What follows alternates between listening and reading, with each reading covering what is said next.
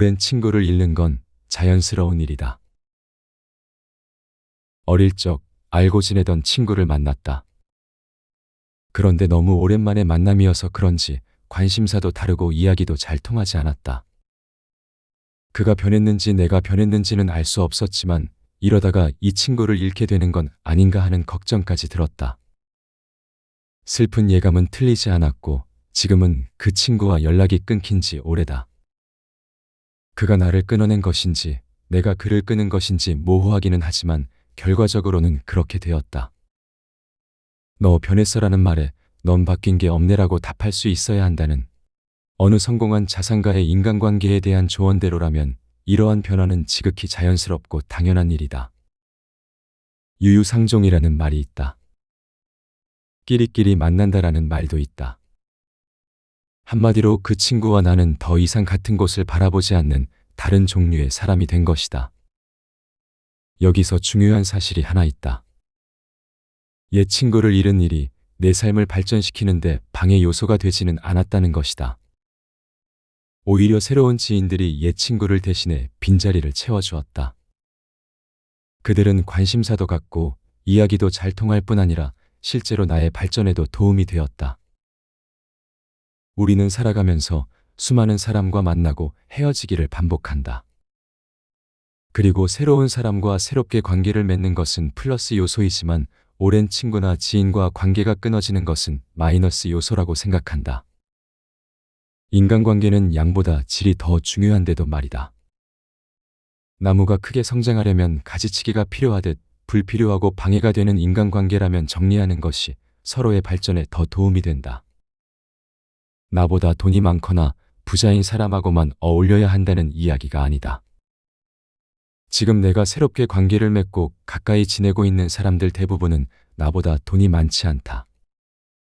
꼭 관심사가 같거나 뜻이 통하거나 윈윈을 할 수 있는 사람만이 나의 발전에 도움이 된다는 이야기도 아니다. 시시껄렁한 농담만 나눈다 할지라도 만나면 즐겁고 기분이 좋아진다면 그 사람은 나에게 도움이 되느니라 할 수 있다. 입안에서 살살 녹는 맛있는 음식도 살이 찔까 두려워 자제하는 마당에 맛없는 음식을 꾸역꾸역 먹을 필요는 없다. 영어를 잘하고 싶다면 외국에 가서 외국인 친구를 사귀거나 영어를 잘하고 싶어 하는 사람들이 모인 영어 학원에서 그들과 친분을 쌓는 게 좋을 것이다. 마찬가지로 경제적 자유를 찾고 싶다면 돈과 투자에 관심 있는 사람들과 가까이 하고 행복은 돈으로 살 수 있는 게 아니야 따위의 말을 하는 사람들과는 멀어지는 편이 좋다. 돈에 대한 관심과 생각이 바뀌게 되면 친구와 지인도 자연스럽게 바뀔 수밖에 없다. 아니, 친구와 지인을 바꿔야 생각을 바꿀 수 있다. 오랜 친구를 잃고 싶은 사람은 없다. 하지만 과거의 정이나 연을 끊어내지 못한다면 대신 나와 내 가족의 행복으로 가는 길이 끊길 수도 있다. 긍정의 에너지로 함께 발전할 수 있는 사람을 가까이 하느냐. 옛 추억 이야기에 밤새 술잔을 기울이며 즐길 수 있는 친구를 가까이 하느냐에 따라 나의 미래도 달라질 거라는 이야기이다. 손절은 주식 투자뿐 아니라 인간관계에도 필요하다. 그래서 결론은 주변 사람을 바꿔야 내 미래도 바꿀 수 있다. 회사는 언제든 당신을 버릴 준비가 되어 있다. 회사에 다니는 게 재미있다면 좋아하는 일을 하면서 돈도 벌 수 있으니 경제적 자유를 찾았다고 생각할 수 있다. 하지만 그런 생각은 개나 줘버리기 바란다. 안타깝게도 그것은 경제적 자유를 찾은 게 아니다. 회사에 다니는 게 아무리 재미있어도 한 가지 조건이 더 충족되어야 한다. 바로 자의가 아닌 타의로 더 이상 회사를 다니지 못하는 상황이 일어나지 않아야 한다는 것이다. 이런 의미에서 어느 정도 자리를 잡은 회사의 오너들은 죽을 때까지 열심히 일하는 것이 재미있을 가능성이 크고 타의로 회사를 다니지 못하게 될 가능성은 대단히 낮기 때문에 경제적 자유를 이루었다고 할 수 있다. 나 역시도 회사에 다니는 게 재미있던 시절이 있었는데 내 의지가 아닌 타의로 지속되지 못했다. 기업의 입장에서 보면 육체노동이든 정신노동이든 인간의 노동력은 가성비가 중요하다. 20대 직원이 더 힘이 세고 쉽게 지치지도 않는데 60대 직원에게 더 많은 급여를 줘야 한다면 기업은 가성비가 좋지 않다는 이유로 60대 직원을 정리하고 싶어 할 것이다. 비슷한 맥락으로 아이디어 넘치고 열정적이기까지 한 30대 직원이 매너리즘에 빠져 고루한 사고방식으로 조직을 경직시키는 50대 꼰대보다 더 가성비 좋은 노동력을 제공한다고 생각할 것이다. 지금 회사 일이 재미있다면 회사가 당신의 노동력을 가성비가 좋다고 인정해 주기 때문일 가능성이 크다. 노동력의 가치가 줄어들었을 때도 동일한 대우를 받으며 재미있는 회사 생활을 할 수 있을지는 미지수라는 이야기이다. 회사와 월급은 경제적 자유를 찾는 과정에서 매우 유용한 수단이자 도구임에 분명하다. 하지만 부지불식간에 사라질 수도 있다는데 문제가 있다. 회사와 평생 함께하고 싶다 해도 회사는 언제든 변심할 수 있음을 알아야 한다. 그 재미있었던 회사가 자존감을 끌어내리는 지옥으로 변하는 것 역시 한순간이다. 거의 100%의 확률로 버림받을 게 분명한데도 당장 재미있다는 이유로 미래를 대비하지 않는다면 실제로 그 일이 일어났을 때의 충격은 상상을 초월할 것이다. 그래서 결론은 버림받기 전에 먼저 버리려면 미리미리 준비를 해야 한다.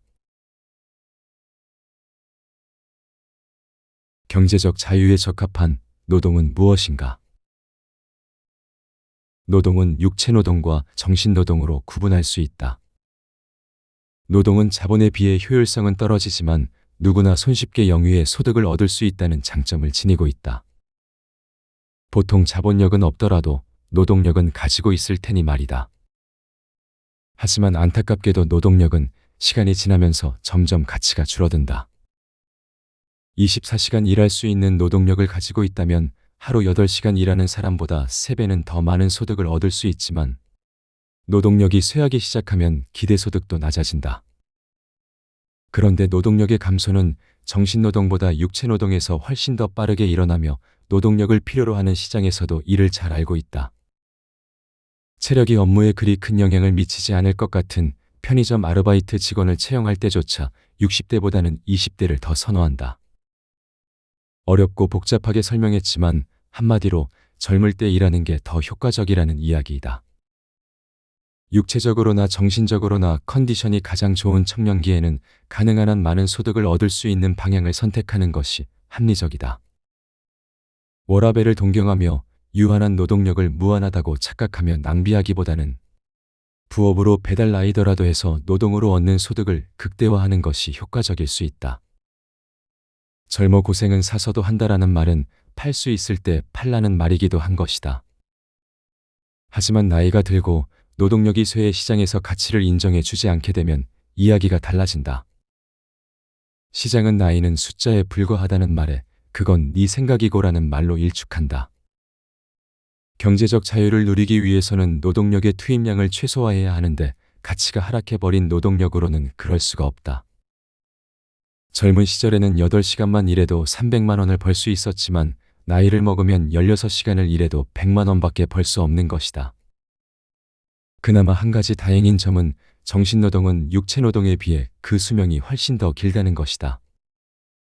정신노동에 대한 시장의 가치는 지식이나 경험이 더해질 경우 오히려 더 높게 평가되기도 한다.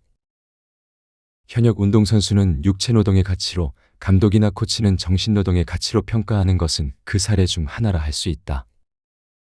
이 현상은 경제적 자유에 더 적합한 노동은 육체노동이 아닌 정신노동이라는 사실을 보여준다. 나이가 들어서도 노동으로 소득을 만들어내는 데는 몸을 단련하기보다 책을 읽는 것이 더 효과적일 수 있다는 말이다.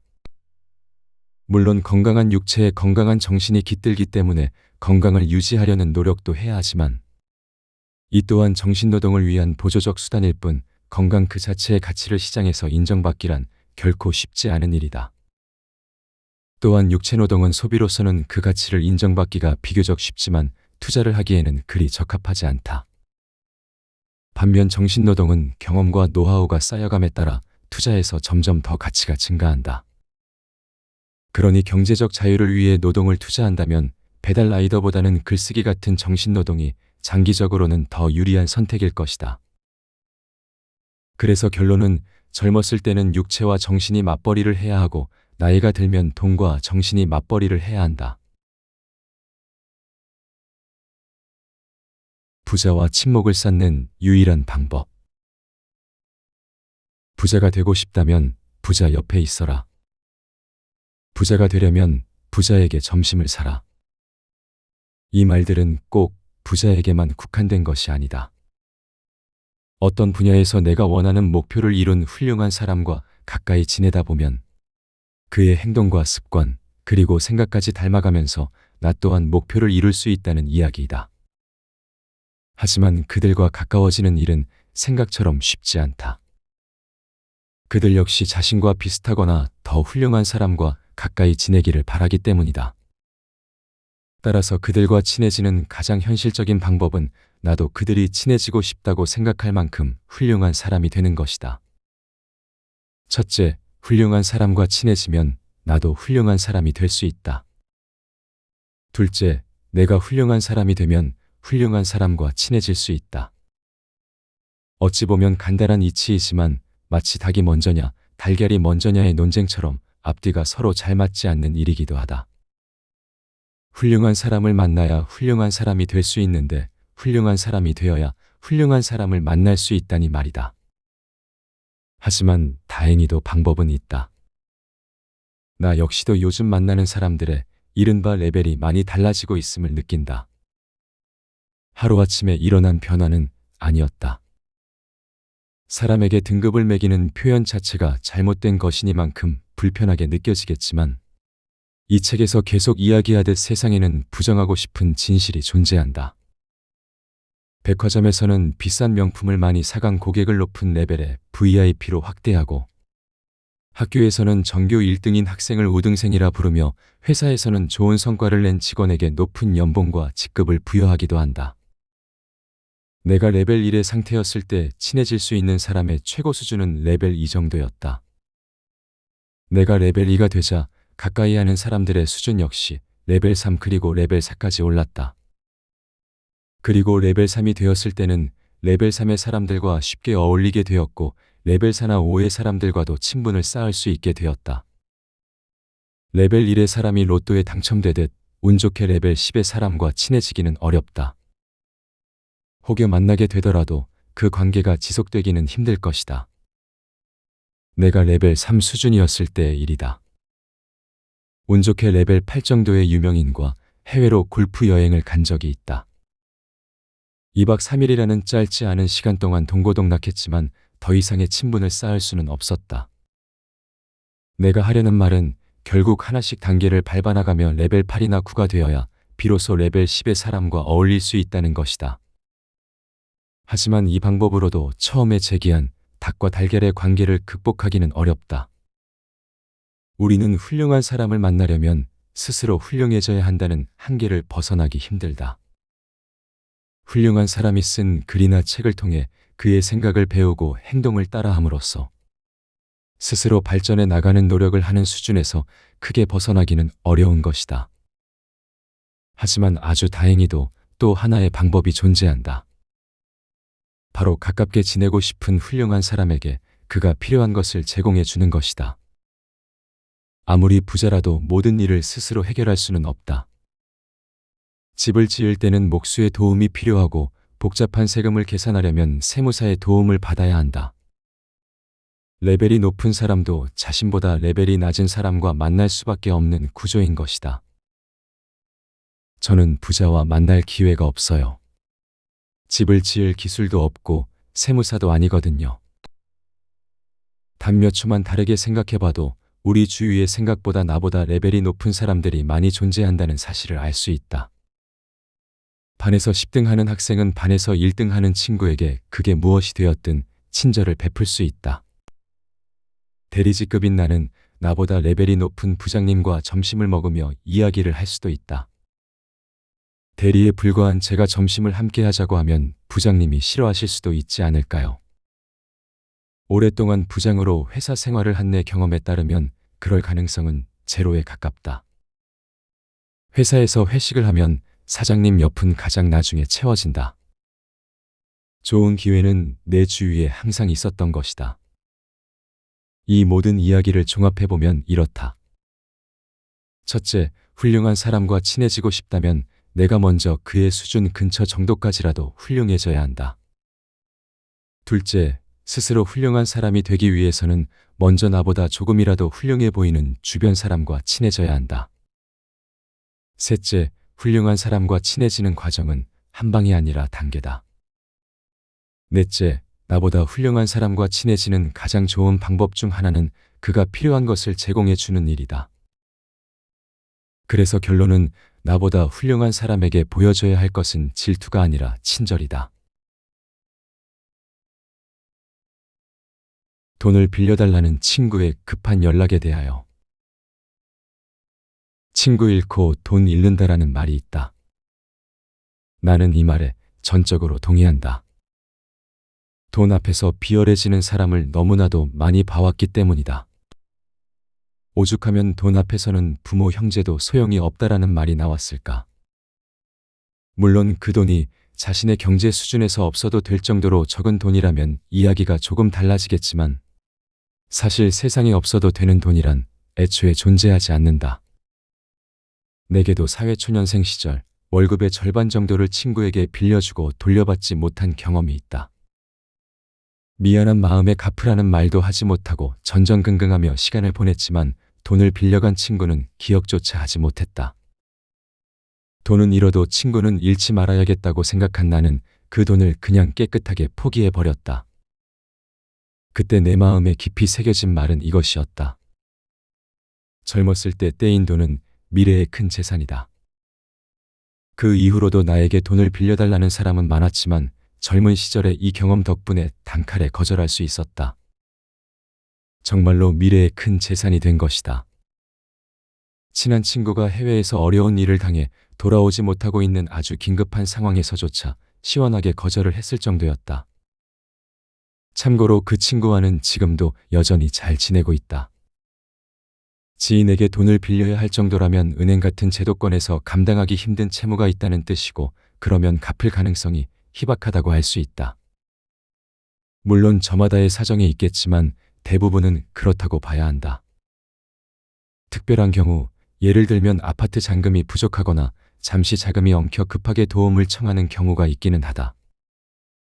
이때는 제대로 된 절차와 합리적인 방법을 밟아 채무 관계를 만들면 된다. 계약서를 쓰고 인감 날인을 하고 이자율과 담보를 설정하고 경우에 따라서는 공증까지 받아놓는 것이다. 은행에서 돈을 빌려줄 때 그러하듯 돈을 갚을 능력이 되는지 제대로 검증을 해야 한다는 뜻이다.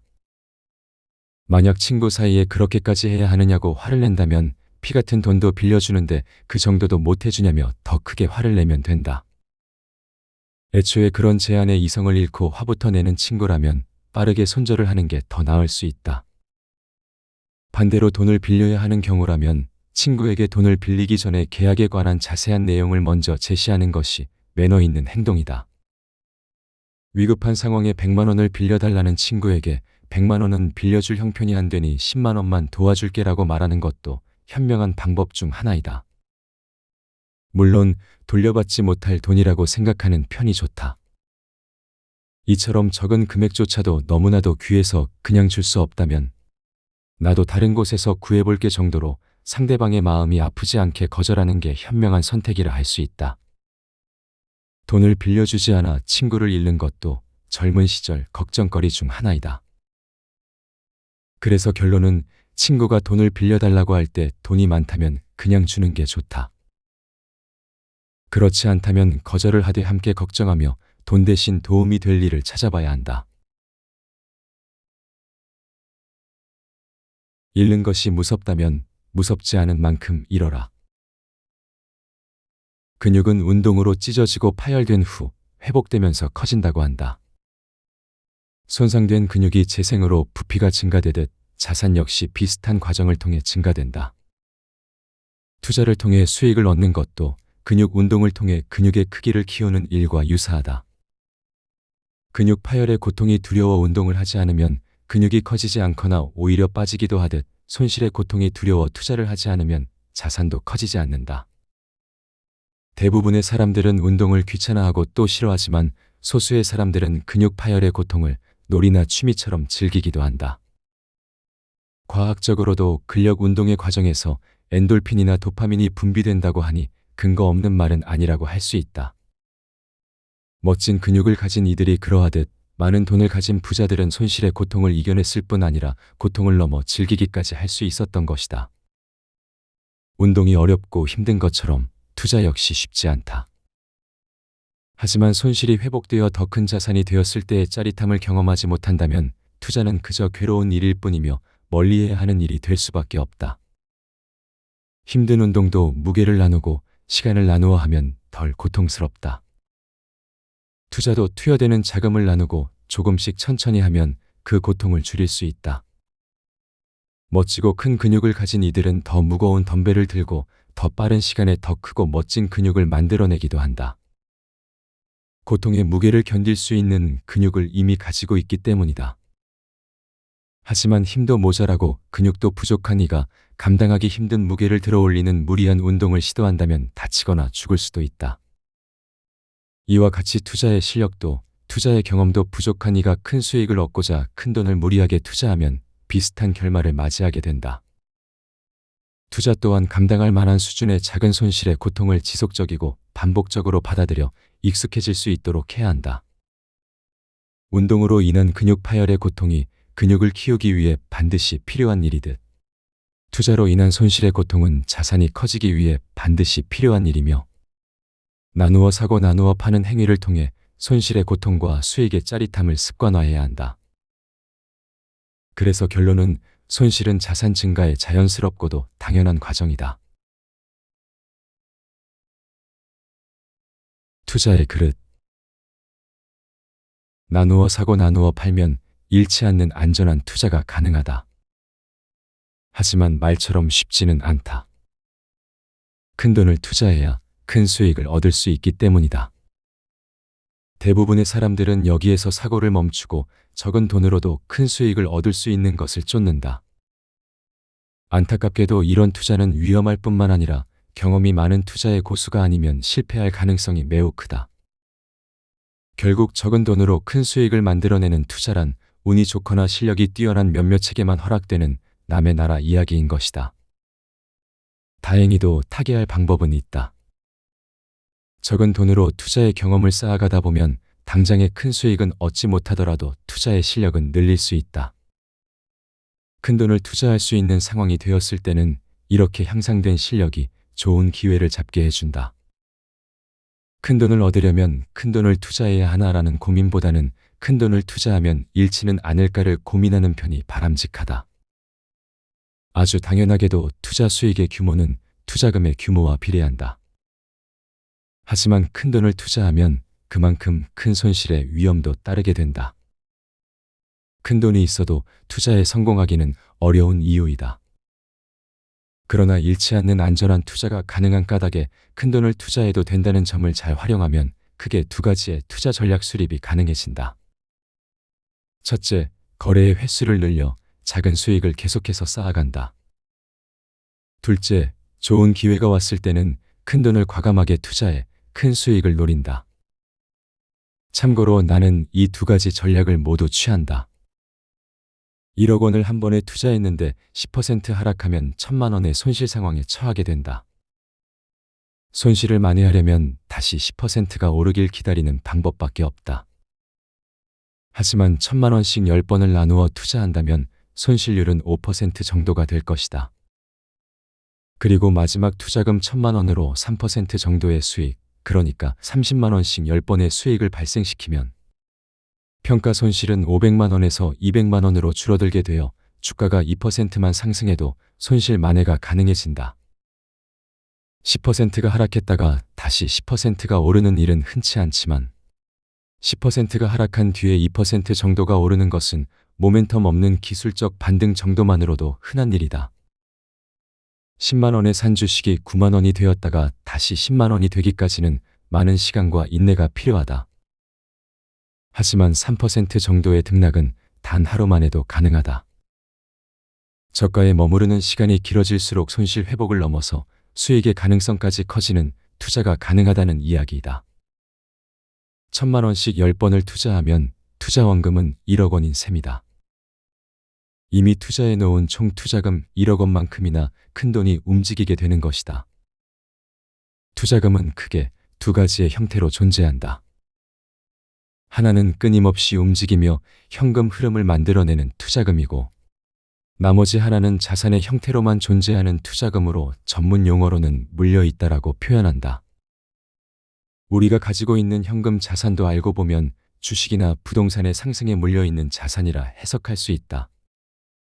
하염없이 추락하는 주가를 보며 그때 팔 걸 하는 상황이나, 끝을 모르고 오르는 주식이나 아파트 가격을 보며 그때 살 걸 하는 상황이나 똑같이 비자발적으로 물려있는 상황인 것이다. 하지만 주식이나 부동산 자산의 가격이 올랐을 때 상대적으로 가치가 하락한 현금을 물려있다고 생각하며 괴로워하거나 비관하지는 않는다. 기껏해야 아쉬운 정도의 수준일 때가 더 많다. 주식 투자 후 평가 손실의 상황에서도 이 원칙은 똑같이 적용되어야 한다. 주가가 오를 때 투자되어 있지 않은 현금, 그리고 주가가 하락할 때 투자되어 있는 주식은 그 가치 하락에 대해 크게 신경 써서는 안 된다는 이야기를 하려는 것이다. 우리는 지금 당장 바로 투자하거나 현금화할 수 있는 현금이나 주식이 있는지, 그 양을 늘릴 수 있는지만 신경 쓰면 된다. 장기적 관점의 투자를 단기적으로 신경 쓸 필요도, 단기적 관점의 투자를 장기적으로 끌고 갈 필요도 없다. 큰 돈은 시간을 들여 묵묵하게 투자하고, 적은 돈은 짧은 호흡으로 투자의 횟수를 증가시켜 큰 돈으로 움직이게 해야 한다는 이야기이다. 분할 매수, 분할 매도 전략이 적은 돈을 벌려다 큰 돈을 날리는 투자가 아니라, 적은 돈으로도 크게 투자할 수 있는 전략이라는 생각을 할 수 있어야 시간이라는 무기도 제대로 활용할 수 있다. 작은 물방울이 시간을 무기로 바위를 뚫어내듯 적은 돈으로도 큰 돈을 벌 수 있음을 경험해 보면 그 이후에는 큰 돈으로 더 큰 돈을 벌 수 있다. 그래서 결론은 나누어 사고 나누어 팔면 적은 돈도 크게 투자할 수 있다. 처분 효과, 꽃을 뽑고 잡초를 심는 사람들. 두 대의 배가 바다로 향한다. 그런데 둘 중 한 대의 배가 파손되어 물이 새기 시작한다. 그러자 멀쩡한 배를 버리고 파손된 배로 남은 항해를 한다. 말도 안 되는 결정이라고 생각했다면 투자할 때는 어떤지 생각해 봐야 한다. A와 B 두 개의 종목에 투자를 했다. A 종목은 10%의 손실 상황이고 B 종목은 10%의 수익 상황이다. 이때 갑자기 돈이 필요해져서 하나를 매도하려고 한다. 대부분의 사람들은 A를 두고 B를 팔아버린다. A는 망가져서 물이 새고 있는 회사이고 B는 멀쩡하게 잘 돌아가는 회사라 할 수 있는데도 말이다. 많은 사람이 장기 투자에 실패하는 이유는 꽃을 뽑고 잡초를 심는 일을 뇌가 좋아하기 때문이다. 손실을 확정하는 것보다는 수익을 확정하는 것이 더 마음이 편안하다. 가격이 오른 주식은 너무 빨리 팔고 손실이 난 주식은 지나치게 오래 보유하는 현상을 의미하는 처분 효과는 비자발적 장기 투자를 유발하는 주범이다. 계속해서 오르는 주식에 장기적으로 투자해야 더 큰 수익을 얻을 수 있지만, 계좌에는 항상 계속해서 하락하는 주식이 담겨 있는 경우가 더 많은 이유이다. 비자발적 장기 투자와 세트로 움직이는 물타기는 처분 효과를 극대화시킨다. 손실 상황인 종목을 플러스로 만들기 위해 수익이 난 종목을 팔아 손실 종목에 물타기를 하다 보면 분산 투자로 시작했던 계좌가 어느덧 한 종목 몰빵 계좌로 변신하게 된다. 계좌에 좋은 종목들 대신 나쁜 종목 하나만 남게 되는 기이한 상황이 연출되는 것이다. 이와 같은 처분 효과 역시 알면서도 피하지 못하는 인간의 나약한 멘탈 때문에 생기는 현상 중 하나라 할 수 있다. 이를 해결하기 위해서는 처분 효과를 상쇄할 수 있는 환경을 만들어야 한다. 나는 처분 효과를 피할 수 있는 유일한 방법은 처분을 하지 않는 것뿐이라 생각했다. 손실 종목이든 수익 종목이든 처분 자체를 하지 않는다면 처분 효과도 일어나지 않을 테니 말이다. 그래서 나의 첫 번째 장기 투자형 계좌에는 손실 종목도 있지만 수익 종목도 공존한다. 또한 물타기도 하지 않는다. 주가 하락 시에 추가 매수를 하기는 하지만 다른 계좌로 하는 것이다. 그 계좌에서는 첫 번째 장기 투자형 계좌에서는 절대로 하지 않기로 한 처분을 마음껏 한다. 이처럼 계좌를 나누어 투자하면 나쁜 종목은 계속해서 보유하고 좋은 종목은 너무 빨리 팔아버리는 처분 효과가 무력화된다. 첫 번째 계좌에서 삼성전자를 7만 원에 샀는데 하락한다. 그래서 두 번째 계좌에서 5만 원에 추가 매수를 한다. 이때 주가가 반등해 6만 원이 된다면 5만 원에 산 주식을 처분해버린다. 손실 중인 첫 번째 계좌에 7만 원에 산 주식은 그대로 두고 수익 중인 두 번째 계좌에 5만 원에 산 주식만 처분했으니 처분 효과에 늪에 빠진 듯 보일 수 있으나 이 둘은 결국 삼성전자라는 하나의 종목이라는 점에서 처분 효과와는 아무런 관계가 없다고 할 수 있다. 그래서 결론은 물타기 하려다가 아예 빠지는 수가 있다. 지금 참지 못하면 미래에는 더 많이 참아야 한다. 돈을 쓰면 물건이 생긴다. 그 물건을 다시 팔면 감가가 되면서 받는 돈이 줄어든다. 돈과 물건 둘 중에서 돈이 더 낫다는 이야기를 하려는 것이다. 돈으로는 거의 모든 물건을 살 수 있지만 돈이 일단 물건으로 바뀌고 나면 다시 똑같은 크기의 돈으로 바꾸기 어려워진다. 그런데 세상에는 그렇지 않은 것들도 존재한다. 돈으로 달러를 바꾸고 나서 다시 달러를 돈으로 바꿨더니 돈이 오히려 늘어난다. 돈을 땅과 바꿨는데 땅값이 오른다. 돈을 써도 줄어드는 게 아니라 오히려 늘어나는 일이 존재하는 것이다. 이것이 자동차를 사는 것보다 자동차 회사의 주식을 사는 것이 더 유리한 이유다. 우리는 이것을 투자라고 부른다. 그런데 생각해보자. 먹고 싶은 것을 참아가며 열심히 돈을 모아도 젊음을 시간과 맞바꾸다 보면 먹고 싶은 걸 먹을 수 있게 되었을 때는 이도 없고 미각도 잃어 제대로 맛보기 힘들 수 있다. 입고 싶은 것을 참아가며 돈을 모아도 입고 싶은 걸 입을 수 있게 되었을 때는 불룩한 뱃살과 처진 피부 때문에 더 이상 그 어떤 옷도 나를 멋지게 할 수 없는 지경에 이를 수도 있다. 먹고 죽은 귀신은 때깔도 곱고 돈은 죽을 때 싸갈 수도 없으니 쓸 수 있을 때 다 써버려야 한다는 말이 완전히 허튼 소리는 아닌 것이다. 내 돈을 보다 합리적이고 유리한 투자에 쓸 것인지 지나고 나면 다시는 누리지 못할 수도 있는 현재의 행복을 위해 쓸 것인지 고민할 수밖에 없다. 하지만 이 고민에 대한 답은 건강을 지키려면 담배를 얼마만큼 피우는 게 좋을까에 대한 답이 그냥 담배를 완전히 끊는다인 것처럼 당연하고도 단순하다.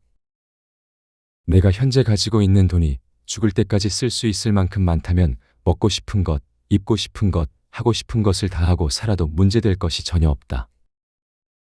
그런 사람들을 우리는 흔히 부자라고 부른다. 대부분의 부자가 좋은 차를 타고 좋은 집에 살고 있는 이유다. 하지만 부자가 아니라면 돈이 없어서 죽을 일이 없도록 돈을 보다 합리적이고 유리한 방식으로 써야 한다. 무인도에서 한 달치의 식량을 하루 만에 다 먹어치우고 나면 기껏해야 열흘밖에 더 살 수 없고 그 열흘의 시간마저도 극심한 허기와 배고픔으로 고통받게 되리라는 사실을 우리는 너무나도 잘 알고 있다. 한 번뿐인 인생이기 때문에 현재의 만족과 행복을 추구할 것이 아니라 한 번뿐인 인생을 무탈하게 완주하기 위해서 현재의 만족과 행복을 인내해야 한다는 이야기이다. 나는 경제적 자유를 찾고 나서야 그간 관심도 없었던 맛집 탐방에 흥미를 갖기 시작했다. 그런데 맛있는 것을 입에 넣었을 때보다는 원한다면 무엇이든 먹을 수 있는 돈과 시간이 확보된 상태 그 자체에 더 큰 행복감을 느낀다. 쇼핑하고 있을 때가 쇼핑한 물건을 사용할 때보다 더 즐겁고 여행을 가기 전에 설렘을 느낄 때가 여행을 하고 있을 때와는 또 다른 기쁨이 되는 것과도 비슷하다. 하는 것의 기쁨은 시간이 지나면 사라지고 무뎌지지만 할 것에 대한 기쁨은 몇 번이고 반복할 수 있고 지속하는 것도 가능하다. 모태솔로의 목표는 예쁘고 사랑스러운 그녀와 사귀게 되는 단 한 번의 꿈 같은 일이 아니라 그녀 같은 여자들이 사랑에 빠질 수밖에 없는 매력적인 존재가 되는 것이어야 한다. 단 한 번의 천국 같았던 연애의 실패에 그녀와 헤어지기라도 한다면 고통스러운 지옥이 펼쳐질 텐데 안타깝게도 그럴 가능성이 매우 높기 때문이다. 투자로 큰돈을 버는 단 한 번의 행운보다는 잃지 않는 안전한 투자의 실력을 갖추어 죽을 때까지 계속해서 투자 수익을 만들어내는 것이 더 낫다. 지금 사고 싶은 하나를 참아내면 나중에는 10개, 100개를 살 수도 있게 된다. 월 소득이 3천만 원이나 되는데도 경제적 자유를 찾기는커녕 노후가 걱정이라는 사람의 사연을 본 적이 있다. 원인은 아주 단순했다. 버는 것보다 더 쓰기 때문이었다. 적게 벌더라도 버는 것보다 덜 쓰면 결국은 경제적 자유를 찾게 되는 원리와 비슷한 개념이다. 많은 사람이 소득을 늘리는 일에만 집중한다. 10,000원을 버는 것보다 10,000원을 덜 쓰는 게 쉽다는 생각은 하지 못한다. 실제로 소비를 줄이면 경제적 자유를 달성하기 위한 목표 현금 흐름도 줄어들어 그만큼 빠르게 경제적 자유를 달성할 수 있다. 하지만 덜 쓰면 덜 행복하지 않느냐는 생각 때문에 나중에 행복을 위해 지금의 불행을 감수해야 할까라는 생각이 든다. 이때 지금 감수하는 불행의 크기와 감수하지 않아 바뀐 미래의 불행 크기는 비교조차 되지 않을 만큼 차이가 크다는 것도 생각해 봐야 한다. 지금 좋은 차를 타지 못하는 불행을 감수하지 않는다면 나중에는 아픈 몸을 이끌고 남의 차를 운전해야 먹고 살 수 있는 불행을 겪게 될 거라는 말이다. 불필요한 것을 사게 되면 필요한 것을 팔게 된다. 우리가 좋아하는 100달러짜리 지폐 속 벤저민 프랭클린이 한 말이라고 한다. 부자는 하늘이 내린다라는 말이 있을 정도로 부자가 되기란 힘든 일임에 틀림없다. 목표를 부자에 두면 실패할 가능성 또한 크다는 의미이다. 하지만 경제적 자유는 누구라도 달성 가능한 목표일 뿐 아니라 금융자산 10억 원이 없어도 가능하다. 실력과 노력에 따라서는 1억 원으로도 가능하고 심지어 금융자산이 없어도 가능하다. 이를 깨닫지 못하고 가능성이 낮은 꿈을 쫓다 보면 태양을 향해 날아가는 이카루스처럼 날개가 녹아 추락해 버릴 수도 있다. 꿈과 목표를 낮게 잡으라는 말은 아니다. 행복한 삶과 사치스러운 삶을 구분해야 한다는 이야기이다. 영화 샤크 더 비기닝에 이런 대사가 있다. 상어는 부레가 없어서 잠깐이라도 움직임을 멈추면 물속에 가라앉아 죽어. 그래서 상어는 태어나서 죽을 때까지 끊임없이 움직이고 또 움직여야 해. 너도 마찬가지야. 살아남고 싶으면 끊임없이 움직여라. 그럼 최고의 사냥꾼이 될 거다. 상어처럼. 고래가 되기는 어려워도 상어로 살기란 어렵지 않다. 그래서 결론은 아껴야 잘 살 수 있을 뿐 아니라 아껴야 잘 죽을 수 있다. 벤츠 타고 한강뷰 아파트에 살면 행복한 삶일까? 좋은 차를 타고 좋은 집에 살면 행복할까? 이 질문에 답하기 어렵다면 질문을 조금 바꿔볼 수 있다. 그러면 누구나 어렵지 않게 답을 찾을 수 있다. 나쁜 차를 타고 나쁜 집에 살면 행복할까? 첫 번째 질문의 상황을 경험해 본 적이 없다면 대답하기 어렵겠지만 두 번째 질문의 상황은 대부분 비슷하게나마 경험한 적이 있을 테니 답하기가 그리 어렵지 않을 것이다. 행복은 돈이 많고 적음에 있지 않다. 돈이 많지만 행복하지 않은 사람도 있고 돈이 없지만 자신의 삶에 만족하는 사람도 있다. 하지만 돈이 많고 적음에 따라 행복할 가능성은 확률적으로 크게 달라진다. 나는 돈을 많이 갖게 된 전후의 소비 패턴이 크게 달라지지 않은 조금은 특이한 사람 중 하나다. 아끼는 것이 익숙한 삶을 살아왔고 그것이 내가 이룬 부의 근간이었던 터라 사치하는 일이 불편하고 불안하다. 비싼 것을 사게 되면 뭔가 손해를 보는 듯한 느낌에 불쾌하기까지 하다. 하지만 이러한 아끼는 행위를 하면서 느끼는 감정은 돈이 있을 때와 없을 때의 차이가 크다. 가진 것이 없던 시절에는 아껴야 살 수 있다라는 절박함이 있었지만 가진 것이 많아진 지금은 나는 처음부터 부를 이룰 수 있는 사람이었던 게 아닐까 하는 우월감이 더 크게 느껴진다. 돈이 많으면 사고 싶은 것을 마음껏 사고 하고 싶은 일을 마음껏 하면서 얻는 행복감도 있을 것이다. 하지만 이처럼 다른 느낌, 다른 질감의 특별한 행복도 느낄 수 있다. 부모님이 병원에 입원해야 할 때 치료비가 아닌 부모님의 건강만을 걱정할 수 있는, 그러니까 도리를 다할 수 있는 것도 일종의 행복일 것이다. 지인이 좋은 차를 뽑았을 때도 질투에 사로잡히지 않고 정신 차려 그러다 한 방에 훅 간다라면 넉살 좋게 농담을 건넬 수 있는 여유도 행복을 준다.